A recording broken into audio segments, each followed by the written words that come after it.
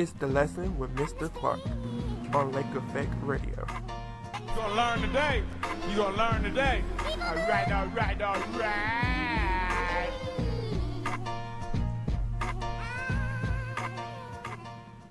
Testing. 1, 2, 3. Can you hear me in the front and in the back? What's up, people? This is Mr. Clark in the studio with Mr. Gio. And you're back for episode 6 of the Lesson Radio Show, where we talk about the weekly current events, celebrity gossip, and whatever just came off the top of my head, and we try to talk about it analytically, and we crack jokes and all that other good jazz. How you doing, Mr. Gio? How was your week? My week sucked. My furnace went out. But it's good to be back here. Well, that's good. We're happy to be able to brighten your day by having something to make Mondays cool again. And I was like, my whole week is just the bomb now. Like, Monday is cool. You know, Tuesday is getting us close to Friday. Wednesday is hump day. Thursday is pre-Friday, and I work at a college. And then Friday is Friday. So, hey, we're looking good all week. Well, hey, man, I work at a college, too. And every day is the same every day until you get to Saturday. And you don't have to go. Oh, wow. Thursday is like pre-Friday. I'm just leave it there. Gotcha. But not to do too much B-roll, if that's what you want to call it. We're going to jump straight into teachable moments where I probably should apologize, but I'm not, because I think there's more to be said about this topic. So, the Kehlani, Kyrie Irving, Chris Brown, Party Next Door situation has grown since we last spoke. So could you fill me in on what has happened since? Because I got what happened initially, and after that, like, I kind of let it go because then the Cavs had to play and I had to see Kyrie on the floor. So right, like, true. fill me in. Okay, so initially we had Mr. Party Next Door, who is an artist of Drake's under the OVO umbrella, right? I don't know who that is, but I got you. It's a music group. There's a little backstory. Who was the ex-boyfriend of our dear Kehlani, who is a music artist and R&B artist, a new R&B artist. You have you. I can't. I should have Googled a song of hers. I'm sure she has one that gets radio play that I listen to. Everybody on Twitter said they're breakup songs. How ironic. They're all breakup songs. Which That's is what probably why I Twitter. can't name one off the top of my head, because I can't stand that sad sack. I don't need nobody, don't nobody need me. I hate that music. I love me some K. Michelle, but she can keep her whole last CD. That's one but this bodacious new one. CD seems like it's going to be like really uplifting and about a lot of different things other than that sad sack Mary J. Blige music. So let's all support K, because she had a couple of interviews that didn't go right, but we're not talking about that K. We talking about Kehlani, so let's stick That's it there. one beautiful woman from the neck down. K. Michelle? Yes. You so stupid. You so stupid. Anywho, so Kehlani got caught up with her ex-boyfriend Party Next Door on Instagram directly after posting multiple pictures, like I'm so in love pictures, on Instagram with Kyrie Irving, which started backlash like the world has never seen for someone so new. I guess she just underestimated how famous he actually was and how famous she was not, so she can pull those stunts on him. Who, Kyrie Irving? Yeah. Like, you can't play with him like that. He's a little too famous, and it's not gonna turn out well for you. You're not famous enough to cheat on him. I don't like her now because she messed with Kyrie. She might be messing with our playoff hopes. You messing with our percentages, our shooting averages over there. Look, Kyrie had a horrible game after that happened. So she allegedly, I'm gonna leave it there, attempted suicide, where her, who caused all the problems, ex-boyfriend was able to save her. I'm not necessarily sure how that happened. And in the days following, there has been a tremendous turnaround for her, where she was getting called a skank and a score. A score? I can't say the other words, so I made my own, so people would know what I was talking about. Oh, I know what you're saying. Okay. Yeah. Right on. Where they were calling her that, she used this PR Oh, I Not get it. A stunt. score. Okay. Yeah. Got it. Took a To minute, but I got it. turn that around, and she is still in cahoots with her ex-boyfriend, who kind of caused all this issue. And certain people, certain media outlets are saying, like, she don't even understand the severity of what he tried to do to her, because in essence they believe that she could have been asleep while that picture was taken and posted. Well, yeah, he was holding her hand when that happened. So there's no telling if she was actually awoke. So he kind of caused this issue for you, and here you are still giving him credit for saving your life. So that's one half of the story. That was to me when I saw the picture with the guy. You say the whole thing, party next door. Mhm. Okay, so that's a person. When I saw that, I said, "Man, it's crazy that the caption said he pretty much saved my life, and he's bending over the hospital bed rail, but." You're not supposed to know who he is until you see like the PND You don't on his see hat. who he is. All you Right. see is him advertising. It's too good. It's too good. It's just too good to be true he's to me. advertising during a tumultuous moment in her life. He's using that as a. And that's when I was like, okay, it seems just a little bit too good, too perfect. How smart are we? Just from her standpoint, like. Whatever, moving right along. Anyways, Chris Brown has decided to chime in, and he continued to dog her long after her alleged publicity stunt. And I was laughing in agreement, but he ain't had to go as hard as he went. But that has caused some feminist backlash from the likes of Zendaya and that group. And he proceeded to go on and say, I didn't need their help making songs. They needed mine. They called me. So Chris don't give up. And he can continue not to give. Yeah, well, Chris Brown is his own man, right? So, right on, Chris Brown. I'm not agreeing with him as a person, but I'm agreeing with his views. But of course he would have them. I mean, it's Chris. So. Well, there was also, and I know we're going along on this, but there was somebody else I saw actually make a comment about this, and this was Miss Corinne Steffens. I was like, where did you come? Did you see that? She's having issues of her own, so she really should have been quiet. But what did she say? I didn't necessarily read it because I didn't feel like she had the right. We're bothering this girl because she wanted to mess with whoever she wanted to mess with. She should be able to mess with whoever she wants, and not she should not be able those to be words, a slore and nobody care about it. A slore. Yeah. Oh man, you were super creative. Keep coming off the top of the head with them. This is my job today. It's like super creative, but yes, you are correct, and that's what and not those words either. I can't say those on the air, but that's pretty much what she said. And then I know that this sucks that Mr. Gio is not usually on social media, but I am for this one. And then she was putting out Mr. Columbus short for the same reason. Exactly. Very so I'm like, hypocritical you there. got your own stuff happening, and you're putting him on Front Street for it in a similar fashion that Kehlani was put on Front Street. And in one essence, you're defending her and defiling him. Can you go, Miss Corinne? You done wrote 4 books, so I know you intelligent. What Didn't she have like a very infamous nickname as well? Yeah. We won't say that here, but you get it. She's very talented. She's a superhero of sorts. I'd like to meet her.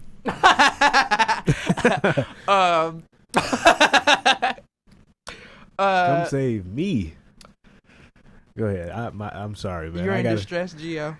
You can use those. Yep. I'm gonna leave it alone. I can have so many jokes. You don't understand. I was cracking up because I had like 4 good ones. Can't even mess with it. Oh man, we'll talk about that when we get out there. After show. So that was that. So my question to you, and I guess the lesson is: are you gonna allow an ex to interrupt your current situation? And if you are, what does that say about you and how much you value yourself opposed to this relationship? Are you glamorizing something that shouldn't necessarily be glamorized? And are you going to expect us all to carry along with you? Because we're not. That is my question. And to add on to that, and I'm tired of, look, I want to say this. I just want to put this out there because I don't think people understand, and you are looking stupid, and I don't think you have friends who will let you know. I'm tired of seeing Facebook posts about how much you love your ex, or how much you'll never find another love like them, and then in the very next instance, maybe a day or a couple hours later, you're looking for, I'm so lonely, I need company. Why would anyone self-respecting put themselves in a situation where they know for a fact they will never be valued like the person you can't get with from your past? Explain that to me. I need y'all to stop it. Celebrity and non-celebrity, the like. Don't nobody want nobody who's tainted.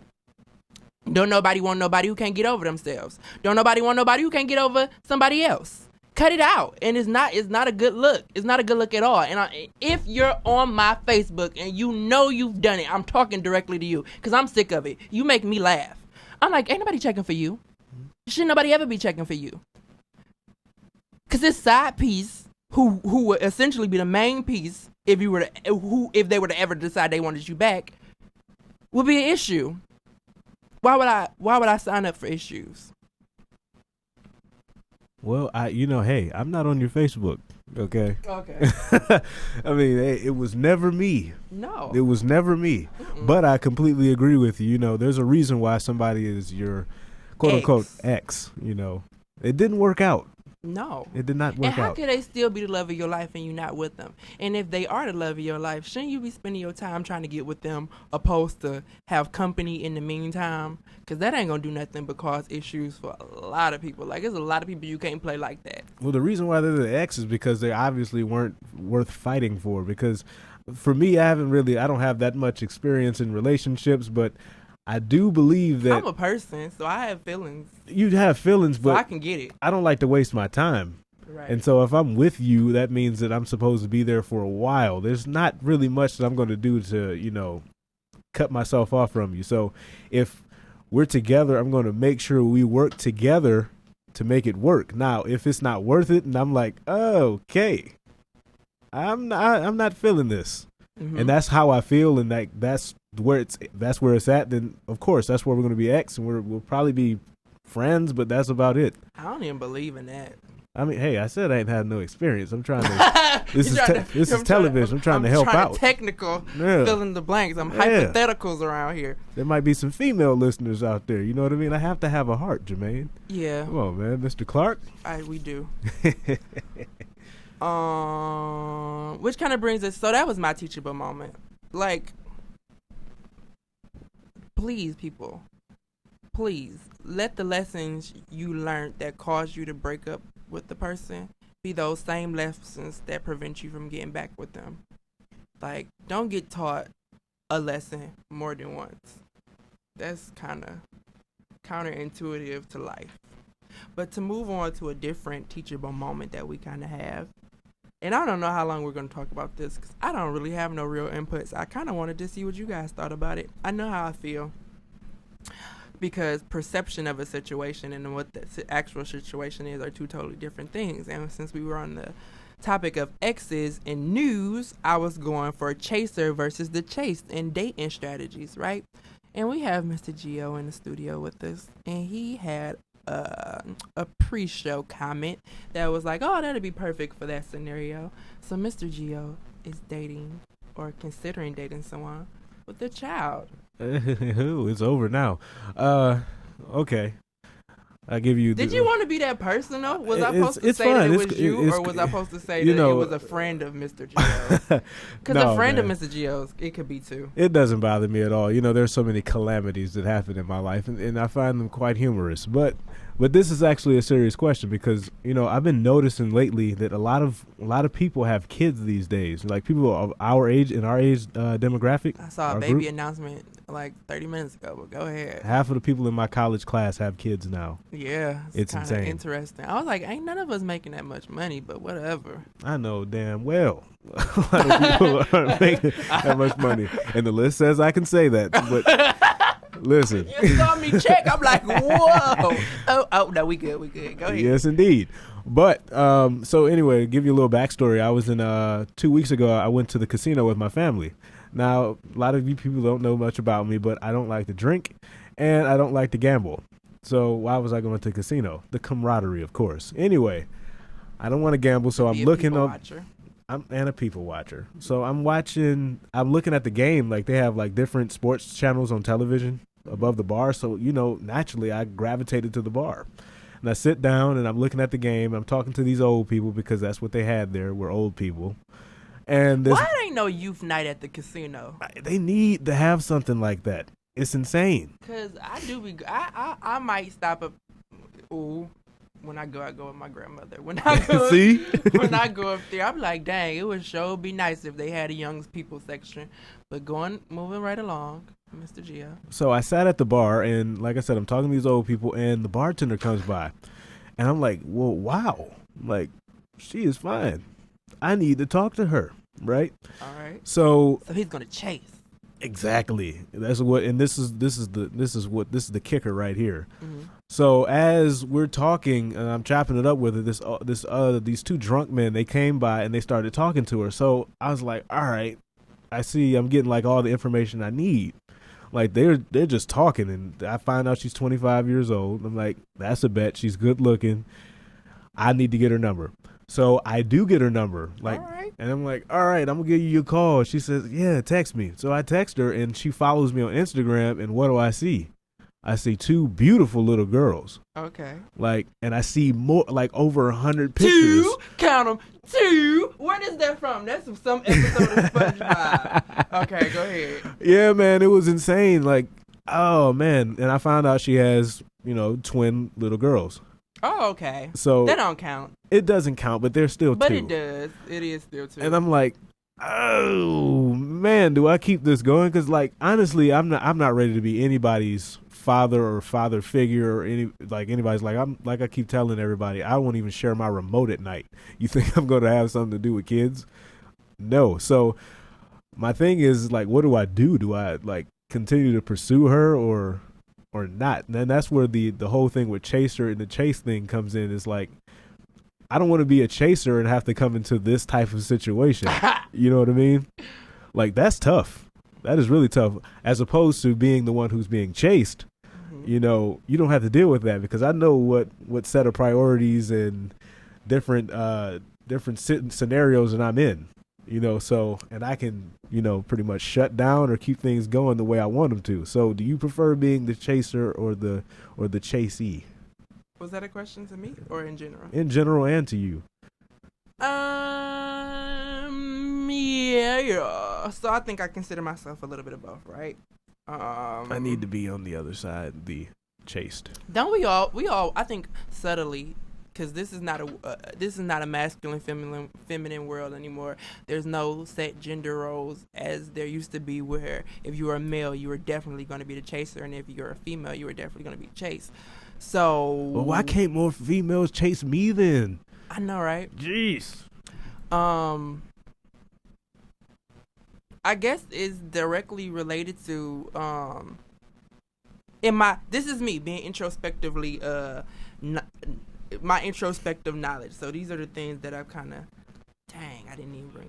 These are the things. Oh, that's gonna be bad. I need this not to die. It'll be all right. I'll live. So but it'll die. I know, right? So introspectively, right? So I'm saying that the thing, you asked me a question and I'm not even answering that question. So I consider myself a little bit of both. I chase, but I chase as in like in a baiting type of way, so that I can get chased. If that makes sense. So like expound, man, expound. Okay, let's see. You know how like a hunter will leave small little tokens for maybe a small animal to come get and then trap it later. But in essence, are you really chasing the animal, or are you allowing the trinkets to allow the animal to come to you? So I see. Right on. So things I do is I'm definitely going to give you more attention than everybody else around you. Like, you're going to know out of the group you're special. You should, because I'm going to pay more attention to you. I'm going to ask maybe questions that let you know I want to know more about you. Like, hey, I see you're interested in this, that, and the third. And I'm not going to ask the other people around you. Like, I don't care what they got going on outside of this. I care about what you got going on outside of this. So in that, you should know you're special. But I've been told that I don't seem like I like anybody, or like I'm just always aloof or in my own little world. So I don't know how good my strategies are in concept, in relation to perception, but whatever. So another thing I might do is show you that I care about your future. So I'm going to kind of keep you abreast of things you should know as far as your career or things you said you wanted to do. I'm going to definitely make sure you know about those things. And what else will I do? I try to create opportunities for you to show you want to be around me. Like, oh, I'm doing this, but I can't go because I'm by myself. Oh, nice. So leaving opportunities for a person or for a suitor to capitalize on those opportunities. So in a way, I'm chasing because I'm creating those opportunities for you, but in a way, I'm allowing myself to be chased because I'm not going to twist your arm. I'm going to just create opportunities for things to work, and if things don't work out of those opportunities, then I don't know. I'm soft in that way. Like I can't explicitly be like, I like you, let's do stuff. I gotta be like, well, I'm trying to do this one thing. It sure would be nice if somebody would come with. I'm kind of corny like that. You see what you got to do. See, that's too much. That's way too much. That's too much thought. It'll get missed. No, it probably. Hey, listen, you probably catch some good people. For me though, I'll be like, hey girl, what's good? To get your number. I'll call you sometime. That's so much for me. So much. Yeah, I don't do that either. I know you don't. Nope. I've been out with him. I wish I did though. Like, I'm so oblivious to what's going on. Do you it's feel not like even funny. as a male you supposed to chase? Or do you know a guy who doesn't have to do that makes you go, well, why do I have to do it? The thing is that nobody. I believe that I have to be the chaser. Mm-hmm. My success rate isn't as good as I want it to be, but nobody's chasing me. The people who are chasing me are the people that I just don't want. You know what I mean? And I know that's very shallow Hal of that me, it but always goes like that. Yeah, it's like, oh man. Like, I don't want to be bothered. God, why can't somebody I value me? Why I gotta be, But I mean, hey, it's like, it's the value in that. I guess there's the best thing is like the person you have to go get, There was like this thing on Rocket Power. They said the fruit, the fruit that's the highest of the tree. Can we take a brief pause before you? He said Rocket Power, people. I look like this Otto is today. millennial 90s popping right now for him to pull that as a point of reference. I'm just saying. Hey, listen, I look like Otto from Rocket Power right now with my hair, but I'm really about to answer the phone. Keep talking. No, I mean, they say that the fruit that's at the highest part of the tree is the one that everybody would want, and so. I mean, shoot, the girl that I want is the one that I have to chase the most, because the one that I don't want and I have to go and get, might not be really what I want. I learned that when I dated a stripper. So, very tough, man. Very easy. Just saying. Jermaine, I heard he heard that story. Mr. Yeah, Clark I did know one. he dated a stripper, but the fact that he brought it up here was just like, okay, I guess you being that honest. Hey, listen, the thing is, they've never seen my face. Have they seen my face? Yes, it's recording us now. Once again, can I use going back to my repertoire of, damn, hello, how you doing? Okay. All right, you didn't see my face. Let's move on. Moving right along. So that's all we have for this week in Teachable Moments. I really would enjoy it if you guys gave us your input, because you need to straighten up. I know a lot of people my age, and I have those inputs, but I want to know how you people out there in social media world are living, because a lot of you seem to have increasingly more exciting lives than those of us who are just regular degular. Even though I'm doing this, I do consider myself very regular degular. So with that, I think I want to jump into August